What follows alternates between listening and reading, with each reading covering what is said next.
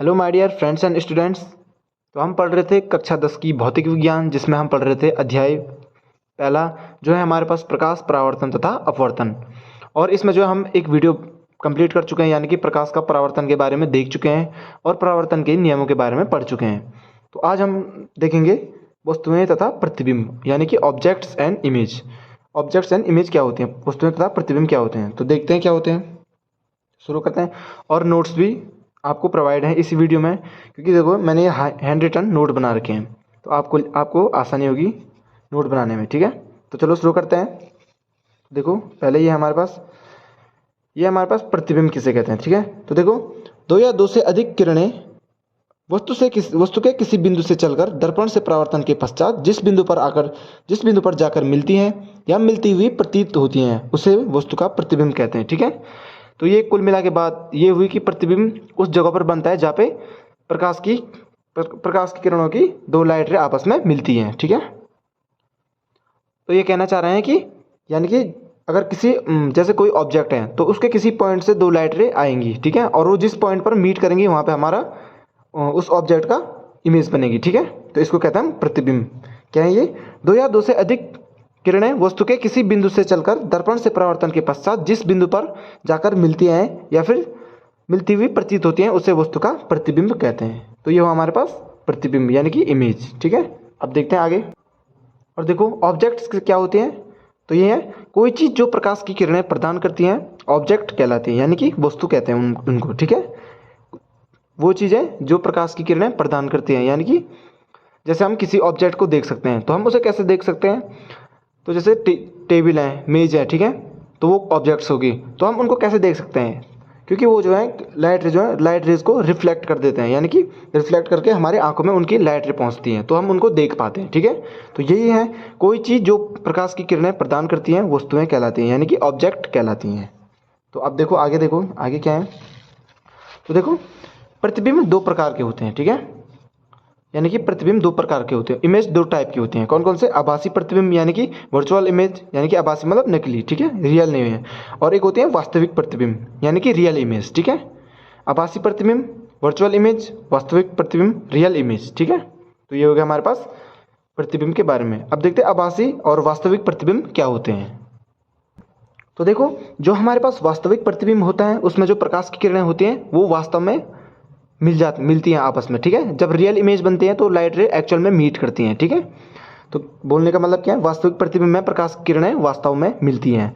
जब प्रकाश की किरणें मिलती हैं आपस में, असली में रियल में मिलती हैं, तो हमारे वहाँ पर वास्तविक प्रतिबिंब बनता है, यानी कि रियल इमेज बनती है।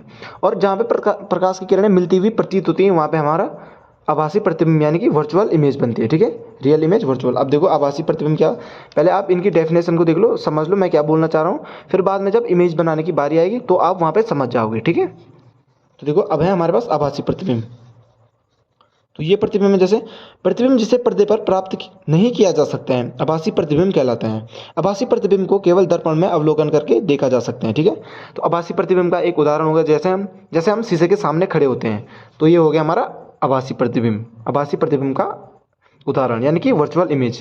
देखो प्रतिबिंब जिसे हम पर्दे पर प्राप्त नहीं कर सकते आभासी प्रतिबिंब कहलाते हैं। आभासी प्रतिबिंब को केवल दर्पण में अवलोकन करके देखा जा सकते हैं, यानी कि दर्पण में जो इमेज बनती है उसको हम आभासी वर्चुअल इमेज कहते हैं, यानी कि आभासी प्रतिबिंब कहते हैं। और वास्तविक प्रतिबिंब तो मैंने ये बताया, वास्तविक प्रतिबिंब को में प्रकाश की किरणें वास्तव में मिलते हैं, बट वास्तविक प्रतिबिंब को हम पर्दे पर प्राप्त कर सकते हैं। ठीक है, तो दो डेफिनेशन ये हो गई। वास्तविक प्रतिबिंब को हम पर्दे पर प्राप्त कर सकते हैं, जबकि आभासी प्रतिबिंब को हम पर्दे पर प्राप्त नहीं कर सकते हैं। ठीक है, तो ये हो गया हमारे पास वास्तविक प्रतिबिंब और आभासी प्रतिबिंब के बारे में। तो मैंने आभासी प्रतिबिंब की हेडिंग बना के लिखे हैं, कोई बात नहीं, बट आपको समझ में आना चाहिए आभासी प्रतिबिंब और वास्तविक प्रतिबिंब क्या होते हैं। ठीक है, तो ये हमारे पास वास्तविक प्रतिबिंब और आभासी प्रतिबिंब। अब एक उदाहरण देख लीजिए आप आभासी प्रतिबिंब का। ठीक है, तो ये बोल रहे हैं कि समतल दर्पण में हमारे चेहरे का प्रतिबिंब आभासी प्रतिबिंब का एक उदाहरण है। तो अभी मैंने आपको बताया कि जब हम शीशे के सामने पे खड़े होते हैं तो हमारा जो है आभासी प्रतिबिंब बनता है, यानी कि वर्चुअल इमेज बनती है हमारी। तो ये वही बोलना चाह रहे हैं कि समतल दर्पण में हमारे चेहरे का प्रतिबिंब आभासी प्रतिबिंब का एक उदाहरण होता है। ठीक है, तो ये था इसका। तो अब एक पॉइंट देखो, आभासी प्रतिबिंब में प्रकाश की किरणें परावर्तन के बाद वास्तव में नहीं मिलती हैं। अभी बता चुका हूँ पीछे में, ये रियल इमेज तब बनती है, यानी कि वास्तविक प्रतिबिंब तब बनता है जब प्रकाश की किरणें असली में मिलती हैं, और आभासी प्रतिबिंब तब बनता है जब प्रकाश की किरणें रियल में मीट नहीं करती हैं। ठीक है, तो ये वही बोल रहे हैं, आभासी प्रतिबिंब में प्रकाश की किरणें वास्तव में आभासी प्रतिबिंब में प्रकाश की किरणें परावर्तन के बाद वास्तव में मिलती हैं, यानी कि रियल में मीट करती हैं। एक पॉइंट पे वो मीट करेंगी तो उसको तब हमें बोलेंगे वहाँ पे वास्तविक प्रतिबिंब बनता है। ठीक है, तो ये हो गया हमारे पास वास्तविक प्रतिबिंब और आभासी प्रतिबिंब। इनके उदाहरण भी देख लिए हम, ठीक है, हमने उदाहरण भी देख लिए हैं। ठीक है, तो वास्तविक प्रतिबिंब का एक उदाहरण देख लीजिए। जैसे हो गया हमारे पास सिनेमा हॉल में, हम सिनेमा हॉल में जाते हैं तो वहाँ देखते हैं पर्दे पर, तो वो वास्तविक प्रतिबिंब का एक उदाहरण होता है। ठीक है, तो वास्तविक प्रतिबिंब को हम पर्दे पर प्राप्त कर सकते हैं, और जबकि आभासी प्रतिबिंब को हम पर्दे पर प्राप्त नहीं कर सकते हैं। ठीक है, तो ये है वास्तविक प्रतिबिंब और आभासी प्रतिबिंब का उदाहरण। तो अब आगे देखते हैं आगे क्या है इसमें। तो अब हमारे पास इम्पोर्टेंट टॉपिक, यानी कि महत्वपूर्ण इम्पोर्टेंट टॉपिक। ठीक है, ये हमारे पास गोलीय दर्पण, स्पेरिकल मिरर्स, ये इंपॉर्टेंट है। इनके बारे में जान लीजिए क्या होते हैं, फिर आगे जो है 11th-12th में इनके बारे में बहुत ज़्यादा है। ठीक है, 12th में तो बहुत ज़्यादा है इसके बारे में। ठीक है, तो गोलीय दर्पण यानी कि स्पेरिकल मिरर्स, तो देखो क्या होते हैं ये।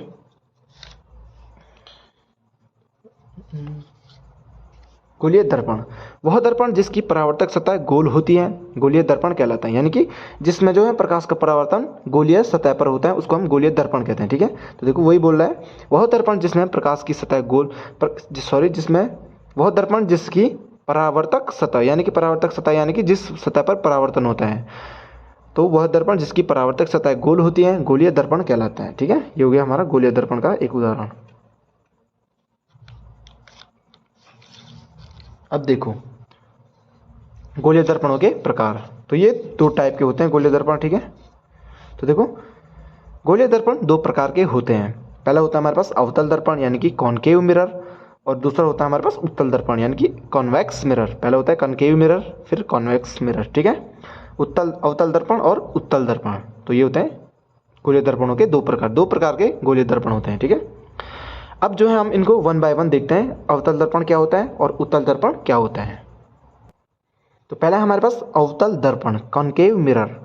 केव, देखो नाम से ही पता चल रहा है कॉनकेव यानी कि केव यानी कि गुफा, तो गुफा वाली साइड पे इसका प्रकाश का परावर्तन होता है। तो देख लीजिए क्या होता है अवतल दर्पण, तो वह गोलीय दर्पण जिसमें प्रकाश का परावर्तन अंदर की ओर मुड़ी हुई सतह पर होता है अवतल दर्पण कहलाता है। तो यह अवतल दर्पण, एक उसकी इमेज बनाई है मैंने, फिगर बनाया। ठीक है, तो अवतल सतह, ये अवतल सतह है यानी कि अंदर की ओर मुड़ी हुई सतह, और पेंट की गई सतह परत ये है। यानी कि मैंने बताया था मिरर तब बनते हैं जब एक साइड, मिरर पहले तो कांच ही होता है। ठीक है, पहले कांच होता है, फिर उसमें 1 साइड सिल्वर पॉलिश्ड की जाती है, क्योंकि सिल्वर जो है एक अच्छा रिफ्लेक्टर होता है, लाइट का रिफ्लेक्टर होता है। ठीक है, फिर उसको सेव करने के लिए यानी कि सुरक्षित रखने के लिए उस पर रेड कोटिंग की जाती है। ठीक है, तो ये होता है हमारे पास पेंट की गई सतह। तो ये हमारे पास अवतल दर्पण क्या होता है, वह गोलीय दर्पण जिसमें प्रकाश का परावर्तन अंदर की ओर मुड़ी हुई सतह पर होता है अवतल दर्पण कहलाते हैं। इंग्लिश में ये कनकेव मिरर, यानी कि जिसमें रिफ्लेक्शन जो है केव्ड सरफेस पर होता है। केव्ड सरफेस यानी कि अंदर की ओर मुड़ी हुई सरफेस, केव यानी कि गुफा, ये देखो गुफा का मूल टाइप का लग रहा है। ठीक है, तो इस सतह पर रिफ्लेक्शन होता है, तो इसको कहते हैं कनकेव मिरर। और हिंदी में वह गोलीय दर्पण जिसमें प्रकाश का परावर्तन अंदर की ओर मुड़ी हुई सतह पर होता है अवतल दर्पण कहलाता है। तो यह अवतल दर्पण का एक चित्र, और इसमें अवतल सतह दिखा रखी है मैंने, और पेंट की गई सतह इस टाइप की बना रखी है मैंने। ठीक है, जो पेंट की गई सतह होती है उसको इस टाइप से हम बनाते हैं, जनरली इसी टाइप से बनाते हैं, सारी बुकों में है। ठीक है, तो ये हो गया हमारे पास पेंट की गई सतह, इसका मतलब ये है यानी कि खुरदरी सतह, इसीलिए ऐसा बना रखा है। तो अब देखते हैं उत्तल दर्पण। तो अब है हमारे पास उत्तल दर्पण, यानी कि कॉनकेव, सॉरी यहाँ पे कॉनकेव नहीं होना था, कॉन्वेक्स होना था, क्योंकि कॉनकेव मिरर अवतल होता है। तो ये हो गया कॉन्वेक्स,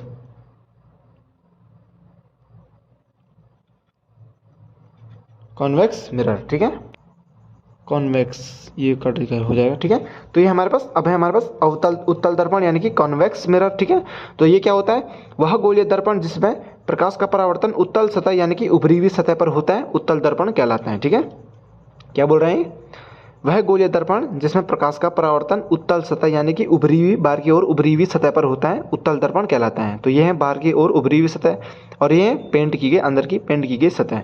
तो इसमें प्रकाश का परावर्तन इस सतह पर होता है। ठीक है, तो ये होती है हमारे पास, इसको इंग्लिश में कहते हैं बल्ज सरफेस, बल्ज यानी कि बाहर की ओर उभरी हुई, तो इंग्लिश में इसको कहते हैं, तो ये इंग्लिश में हम कहते हैं कि जिस पर प्रकाश का परावर्तन जो है बल्ज सरफेस पर होता है, बाहर की ओर उभरी हुई सरफेस पर होता है, ठीक है। तो परावर्तक सतह ये है हमारे पास, जो बाहर की ओर उभरी हुई है, उत्तल सतह कहते हैं हम इसको, ठीक है। और पेंट की गई सतह इसके पीछे की है। तो सेम जो है उल्टा सीन है दोनों में, उत्तल दर्पण और अवतल दर्पण दोनों एक दूसरे के अपोजिट हैं, ठीक है। एक में जो अंदर की ओर मुड़ी हुई सतह पर प्रकाश का परावर्तन होता है और एक में बाहर की ओर मुड़ी हुई सतह पर प्रकाश का परावर्तन होता है, ठीक है। तो ये हमारे पास उत्तल दर्पण, वह गोलीय दर्पण जिसमें प्रकाश का परावर्तन उत्तल सतह यानी कि उभरी हुई सतह पर होता है, उत्तल दर्पण कहलाते हैं, ठीक है। तो ये इसका फिगर यानी कि चित्र, ठीक है। तो अब आगे देखते हैं इसमें क्या होते हैं।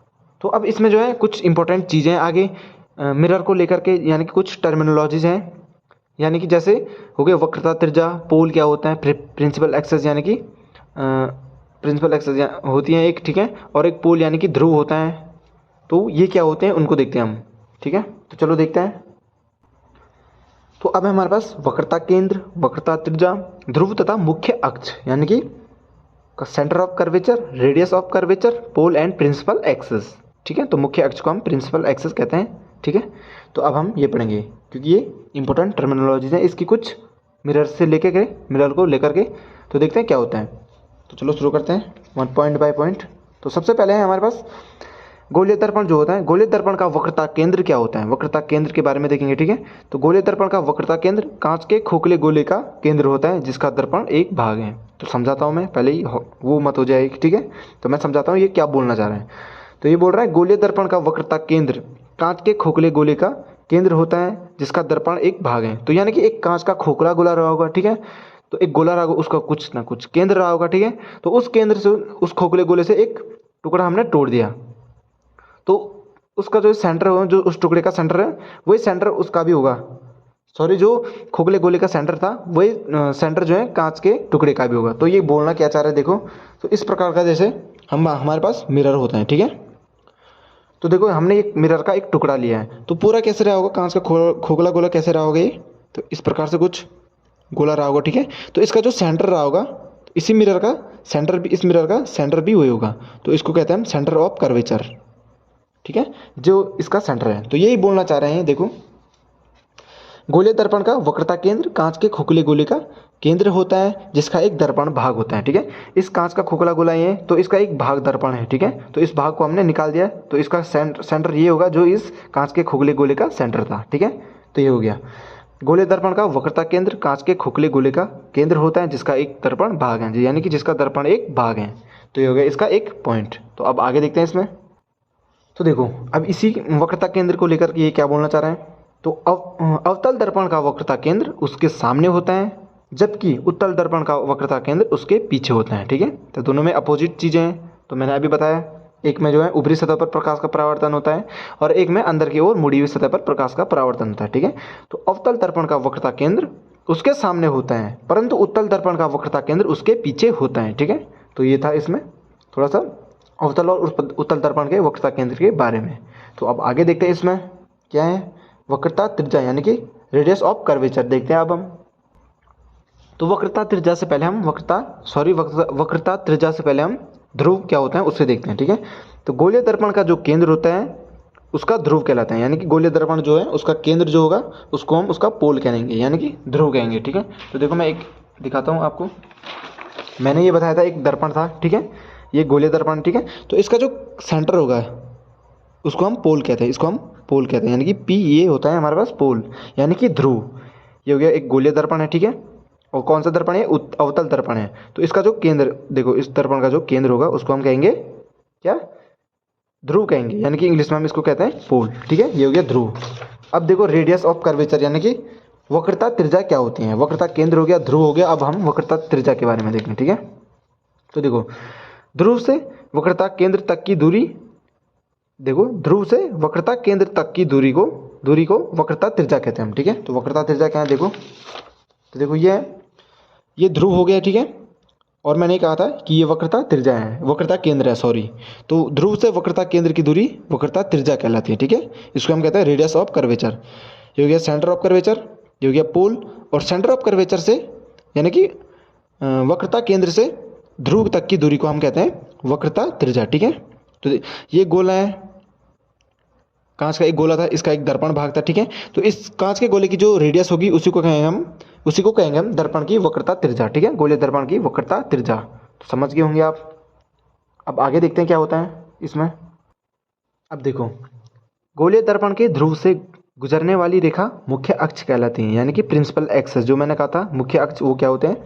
गोलीय दर्पण के ध्रुव से गुजरने वाली रेखा मुख्य अक्ष कहलाती है। और centre of curvature, radius of curvature, focus जो भी होता है सारे मुख्य अक्ष पर ही होते हैं, ठीक है। तो गोलीय दर्पण के ध्रुव से गुजरने वाली रेखा मुख्य अक्ष कहलाती है। तो दिखाता हूँ मैं मुख्य अक्ष किसे कहते हैं। तो ये था हमारे पास गोलीय दर्पण, इसमें समझाया था मैंने centre of curvature, radius of curvature, ये दूरी, पोल हो गया। तो मुख्य अक्ष का पोल यानी कि ध्रुव, तो इस ध्रुव से जो रेखा हो जाती है उसको हम कहते हैं प्रिंसिपल एक्सेस। तो ये होती है हमारे पास प्रिंसिपल एक्सेस। और मैंने अभी कहा सेंटर ऑफ कर्वेचर, फोकस, पोल सारे इसी एक्सेस पर होते हैं, ठीक है। तो ये होती है हमारे पास एक प्रिंसिपल एक्सेस। ये एक्सेस जो है एक मेजरमेंट होता है, ठीक है, लाइट की रेज आने का, मिलने का, ठीक है, एक टाइप का मेजरमेंट होता है। तो इसको हम कहते हैं प्रिंसिपल एक्सेस, ठीक है। तो ये हो गया हमारे पास प्रिंसिपल एक्सेस यानी कि मुख्य अक्ष। तो अब आगे देखते हैं हम क्या है। अब देखो, दर्पण का वह भाग जिससे वस्तुतः प्रकाश का परावर्तन होता है दर्पण का द्वारक कहलाते हैं, ठीक है। क्या कहा? दर्पण का वह भाग जिससे वस्तुतः प्रकाश का परावर्तन होता है दर्पण का द्वारक कहलाता है। द्वारक यानी कि अपार्टस होता है कुछ, तो इसको हम कहते हैं दर्पण का द्वारक। तो दिखाता मैं दर्पण का द्वारक किसे कहते हैं, ठीक है। तो ये मैंने कहा था कि ये एक गोलीय दर्पण है, ठीक है। और इसमें प्रकाश का परावर्तन यानी कि प्रकाश का परावर्तन किस सतह पर होगा? इस सतह पर होगा, ठीक है। तो जिस सतह पर प्रकाश का परावर्तन होता है उसको हम कहते हैं दर्पण का द्वारक। तो ये पूरा suppose that A point, B point, ठीक है। तो ये ए बी जो है दर्पण का द्वारक हो जाएगा, ठीक है। तो इसको हम कहते हैं द्वारक, क्योंकि इस सतह पर जो है प्रकाश का परावर्तन होता है, इसलिए हम इसको दर्पण का द्वारक कहते हैं, ठीक है। तो ये होता है हमारे पास दर्पण का द्वारक। तो देखो अब हमने क्या क्या कंप्लीट हो गया हमारे पास। हमने पढ़ लिया है कि वक्रता त्रिज्या क्या होती है, वक्रता केंद्र क्या होता है, मुख्य अक्ष क्या होते हैं, पोल पढ़ दिया यानी कि ध्रुव पढ़ दिया। और अब हम आगे देखते हैं, इसमें आगे है हमारे पास मुख्य फोकस दूरी, अवतल दर्पण की फोकस दूरी, उत्तल दर्पण की फोकस दूरी, उनको देखते हैं हम ये क्या होते हैं, ठीक है। तो चलो अब आगे देखते हैं, आगे बढ़ते हैं। तो अब देखेंगे हम मुख्य फोकस के बारे में, यानी कि प्रिंसिपल फोकस, ठीक है। अब है हमारे पास मुख्य फोकस। तो पहले मुख्य फोकस जो है हम अवतल दर्पण के लिए देखेंगे, ठीक है। तो चलो देखते हैं मुख्य फोकस क्या होता है। अवतल दर्पण के लिए बात करते हैं पहले, फिर उत्तल दर्पण के लिए बात करते हैं। तो मुख्य फोकस, तो ये मुख्य फोकस किसके लिए? अवतल दर्पण के लिए। तो अवतल दर्पण का मुख्य फोकस उसके मुख्य अक्ष पर एक बिंदु होता है जिस पर सभी प्रकाश की किरणें जो मुख्य अक्ष के समांतर होती हैं अवतल दर्पण से परावर्तन के बाद अभिसारित होती हैं, यानी कि एक पॉइंट पर अभिसारित होती हैं। और जिस पॉइंट पर ये अभिसारित होती हैं उसको हम कहते हैं मुख्य फोकस, ठीक है। उसको हम उस दर्पण का फोकस कहते हैं। अभिसारित होने का मतलब है कि एक पॉइंट पर मिल जाना, ठीक है। लाइट जब परावर्तन, जो लाइट रेज होती है हमारी, वो रिफ्लेक्शन होने के बाद किसी पॉइंट पर मीट करते हैं, उसको हम कहते हैं मुख्य फोकस यानी कि प्रिंसिपल फोकस। तो देखो, अवतल दर्पण का मुख्य फोकस उसके मुख्य अक्ष पर एक बिंदु होता है जिस पर सभी प्रकाश की किरणें जो मुख्य अक्ष के समांतर होती हैं अवतल दर्पण से परावर्तन के बाद अभिसारित हो जाती है। अभिसारित यानी कि कन्वर्ज हो जाती हैं, ठीक है। कन्वर्ज यानी कि एक पॉइंट पर मिल जाती हैं। तो मैं दिखाता हूँ इसको फिर। तो देखो, ये सपोज दैट एक मैंने अभी बताया था कि एक मिरर है, ठीक है। ये एक मिरर था, तो ये इसकी प्रिंसिपल एक्सेस हो गई, ठीक है। और यहाँ से कोई लाइट रे इसकी समांतर आ रही है, ये समांतर आ रही है। तो ये दर्पण से परावर्तन के बाद इस प्रकार से एक पॉइंट पर मिल जाती हैं। तो ये जिस पॉइंट पर मिलती है इसको हम कहते हैं इसका फोकस, दर्पण का मुख्य फोकस कहते हैं, इसको हम कहते हैं प्रिंसिपल फोकस। और पोल से प्रिंसिपल फोकस यानी कि मुख्य फोकस की दूरी को हम कहते हैं फोकस दूरी, ठीक है, फोकल लेंथ। ये होती है हमारे पास फोकस दूरी। तो देखते हैं, तो ये था मुख्य फोकस अवतल दर्पण के बारे में। अवतल दर्पण का मुख्य फोकस उसके मुख्य अक्ष पर एक बिंदु होता है जिस पर सभी प्रकाश की किरणें जो मुख्य अक्ष के समांतर होते हैं अवतल दर्पण के परावर्तन के बाद अभिसारित हो जाती हैं। उस एक पॉइंट पर अभिसारित हो जाती हैं, यानी कि मिल जाती हैं, और उस पॉइंट को हम कहते हैं मुख्य फोकस, ठीक है। तो इसमें आगे देखते हैं पॉइंट। तो देखो, ये बोल रहा है कि अवतल दर्पण का वास्तविक फोकस होता है, यानी कि रियल फोकस होता है अवतल दर्पण का, क्योंकि उसमें जो है लाइट रे रियल में मीट करती है एक पॉइंट पर, ठीक है। और अवतल दर्पण का वास्तविक फोकस होता है, 2 बार लिख दिया है, ठीक है, 2 बार लिख दिया है। अवतल दर्पण का वास्तविक फोकस होता है, ठीक है। और जो है अवतल दर्पण का फोकस जो है दर्पण के सामने पे होता है, ठीक है। यहाँ पे ये पॉइंट होना था कि अवतल दर्पण का फोकस जो है, मुख्य फोकस जो होता है वो दर्पण के सामने पे होता है, ठीक है। तो ये हो गया अवतल दर्पण के लिए फोकस के बारे में। तो ये इस प्रकार अवतल दर्पण का मुख्य फोकस इस चित्र में बता रखा है, ठीक है। तो देखो ये एक अवतल दर्पण, ये कोई इसकी प्रिंसिपल एक्सेस, ये हो गया इसका सेंटर ऑफ कर्वेचर, यानी कि प्रिंसिपल एक्सेस क्या होती है हमारे पास, मुख्य अक्ष। ये हो गया सेंटर ऑफ कर्वेचर यानी कि वक्रता त्रिज्या। ये हो गया इसका ध्रुव, इसको हम पी से डिनोट करते हैं यानी कि पोल, ठीक है। ये होगी इसकी फोकस, ये हो गया इसका फोकस। यानी कि कैसे पता चला कि जो लाइट जो है, यानी कि जो प्रकाश की किरणें मुख्य अक्ष के समांतर थी, वो परावर्तन के पश्चात इस पॉइंट पर मिल रहे हैं, यानी कि इस पॉइंट पर मिल रहे हैं, एक पॉइंट पर अभिसारित हो रही हैं, ठीक है। तो इसका मतलब क्या है, जिस पॉइंट पर ये अभिसारित हो रही है उसको हम कहते हैं मुख्य फोकस। तो ये दिखा रखा है मैंने, एफ को कहते हैं मुख्य फोकस यानी कि फोकस। सी होता है हमारे पास वक्रता केंद्र यानी कि सेंटर ऑफ कर्वेचर। और पी यानी कि ध्रुव, ये होता है हमारे पास पोल, ठीक है। ये हो गया चित्र, समझ गए होंगे आप क्या बोलना चाह रहा था मैं। तो अब देखो एक पॉइंट है, अवतल दर्पण की फोकस दूरी जो होता है, मैंने अभी बता रहा यार, ठीक है, फोकस दूरी क्या होती है इससे पहले। तो इसमें देख लो, अवतल दर्पण की जो फोकस दूरी होते हैं उसके मुख्य फोकस व ध्रुव के बीच की दूरी होते हैं। मुख्य फोकस ये रहा इसका और ध्रुव ये रहा, तो इन दोनों के बीच की दूरी फोकस दूरी कहलाती है, ठीक है। तो ये रहा फोकस दूरी, थोड़ा आगे तक पोल तक, ठीक है।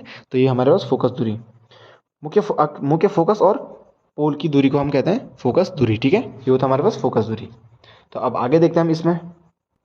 तो अब हमारे पास उत्तल दर्पण का मुख्य फोकस क्या होता है। तो देखो, उत्तल दर्पण के मुख्य अक्ष के समांतर आने वाली प्रकाश की किरणें परावर्तन के पश्चात मुख्य अक्ष के जिस बिंदु से आती हुई प्रतीत होती हैं, क्या बोल रहे हैं, आती हुई प्रतीत होती हैं, यानी कि रियल में नहीं आती हैं बट आती हुई प्रतीत होती हैं, उसे उत्तल दर्पण का मुख्य फोकस कहते हैं, ठीक है।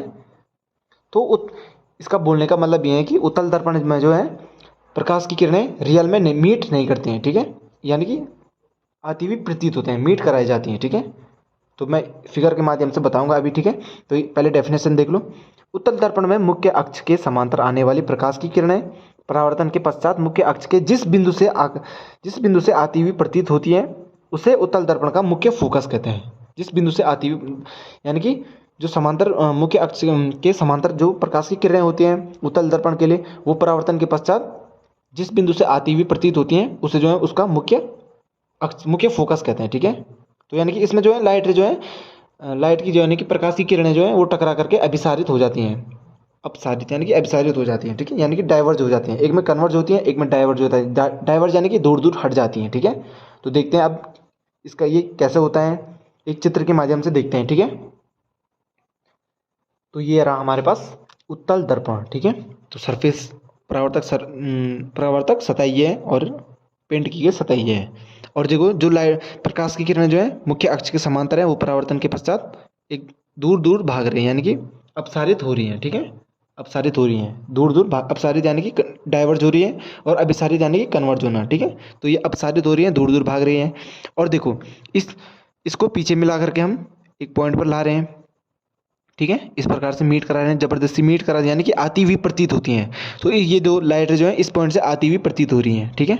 देखो, तो जिस पॉइंट से परावर्तन के पश्चात जिस बिंदु से आती हुई प्रतीत होती है उसको हम उस पॉइंट पर उस दर्पण का मुख्य फोकस कहते हैं, ठीक है।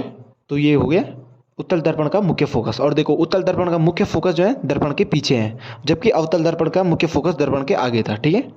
तो इसमें सेंटर ऑफ कर्वेचर भी इसके पीछे है, ठीक है। और ये होगी इसकी फोकस दूरी, पोल से मुख्य फोकस की दूरी फोकस दूरी हो गई, ठीक है। देखो आप क्या बोलना चाह रहे हैं। तो देखो, उत्तल दर्पण का आभासी फोकस होता है क्योंकि परावर्तित किरणें फोकस से होकर नहीं जाती हैं बल्कि जाती हुई प्रतीत होती हैं, ठीक है। उत्तल दर्पण का आभासी फोकस होता है, उत्तल दर्पण में रियल फोकस नहीं होता, यानी कि आभासी फोकस होता है, ठीक है। क्योंकि परावर्तित जो किरणें परावर्तित होती हैं वो फोकस से होकर नहीं जाती हैं, या बल्कि जाती हुई आती हुई प्रतीत होती हैं, फोकस से आती हुई प्रतीत होती हैं और फोकस पे नहीं जाती हैं, फोकस पे मीट नहीं करती हैं, मीट कराई जाती हैं जबरदस्ती, ठीक है। तो उत्तल दर्पण का आभासी फोकस होता है क्योंकि परावर्तित किरणें फोकस से होकर नहीं जाती हैं। ये हो गया उत्तल दर्पण के लिए फोकस, मुख्य फोकस। और देखो, उत्तल दर्पण का फोकस दर्पण के पीछे होता है, जबकि अवतल दर्पण का फोकस दर्पण के आगे होता है, ठीक है। प्रिंसिपल एक्सेस पर दर्पण के आगे होता है, यानी कि प्रिंसिपल एक्सेस मुख्य अक्ष पर दर्पण के आगे होता है। उत्तल दर्पण का फोकस दर्पण के पीछे होता है, देखो दर्पण के पीछे है ये। तो अब देखते हैं आगे एक टॉपिक यानी कि एक पॉइंट देखते हैं, एक रिलेशन है उसको देखते हैं हम, यानी कि एक संबंध है उसको देखते हैं हम। ठीक है, तो देखते हैं क्या संबंध है। तो हमारे पास अब एक संबंध ये है कि देखो, गोलीय दर्पण की वक्रता त्रिज्या और फोकस दूरी के बीच में एक संबंध है। क्या संबंध होता है इसको देखते हैं हम। गोलीय दर्पण की वक्रता त्रिज्या और फोकस दूरी के बीच संबंध। तो देखो, पहले देखो, गोलीय दर्पणों की फोकस दूरी उसकी वक्रता त्रिज्या के आधे के बराबर होती है। ठीक है, तो दिखाता हूं मैं। सपोज इट, देखो ये इसकी फोकस दूरी है, ठीक है, और ये इसकी होगी वक्रता त्रिज्या यानी कि सेंटर ऑफ कर्वेचर। तो वक्रता त्रिज्या जो है इसके सेंटर ऑफ कर्वेचर यानी कि फोकस दूरी जो है वक्रता त्रिज्या के आधे के बराबर होती है। तो ये कह रहे हैं। तो देखो, इसके बीच में इसका आधा और फोकस दूरी को 2 बार जोड़ दिया जाए तो हमारे पास केंद्र की यानी कि वक्रता केंद्र की दूरी आ जाएगी। तो ये बोलना चाह रहे हैं, गोलीय दर्पणों की फोकस दूरी उसकी वक्रता त्रिज्या के आधे के बराबर होती है। ठीक है, तो इसका क्या रिलेशन है देखो, तो ये इसका रिलेशन है F=R/2। सिंपल सा है, F=R/2 यानी कि जो फोकस दूरी होती है इसकी वक्रता त्रिज्या के आधे के बराबर होती है। वक्रता त्रिज्या को 2 से डिवाइड कर दिया जाए तो आधा हो जाएगी वो। तो इसको कहते हैं, ये रिलेशन होता है इसके बीच में। ठीक है, इंपॉर्टेंट है, नोट कर लीजिए क्योंकि इस पर क्वेश्चन आएगी पेपर में। तो F फोकल लेंथ यानी कि फोकस दूरी, R रेडियस ऑफ कर्वेचर यानी कि वक्रता त्रिज्या। ठीक है, ये हो गया वक्रता त्रिज्या। और एक क्वेश्चन देखते हैं इसमें, नॉर्मल सा सिंपल सा एक एग्जांपल है, मैंने लिया है NCERT से लिया है। तो देखो, यदि किसी गोलीय दर्पण की वक्रता त्रिज्या 20 सेंटीमीटर है तो उसकी फोकस दूरी क्या हो जाएगी। वक्रता त्रिज्या 20 सेंटीमीटर, फोकस दूरी क्या होगी। तो F=R/2 हमारे पास क्या है, एक रिलेशन है किसमें, गोलीय दर्पण की वक्रता त्रिज्या और फोकस दूरी में, ये एक रिलेशन है। तो हमको फाइंड क्या करना है, F यानी कि फोकस दूरी फाइंड करना है। और दिया है कि हमारे पास वक्रता त्रिज्या दी है, तो R=20, तो F=R/2, R की जगह पे 20 रख देंगे और R यानी कि वक्रता त्रिज्या को 2 से डिवाइड कर देंगे तो आधी हो जाएगी, तो ये हो जाएगी 10 सेंटीमीटर। तो इसकी फोकस दूरी क्या है, यानी कि फोकस लेंथ क्या हो जाएगी हमारे पास, 10 सेंटीमीटर हो जाएगी। ठीक है, तो ये था हमारे पास इन दोनों के बीच में संबंध का एक उदाहरण। तो ये हो गया हमारे पास आज का लास्ट टॉपिक। तो ये था लास्ट टॉपिक। तो अब इसके आगे मिलते हैं अगली वीडियो में। इसमें जो है आगे हम पढ़ेंगे कि प्रकाश जो इमेज बनती है उनके क्या नियम होते हैं, किन नियमों से इमेज बनती है। ठीक है, तो चलो आज के लिए इतना, मिलते हैं अगली वीडियो में।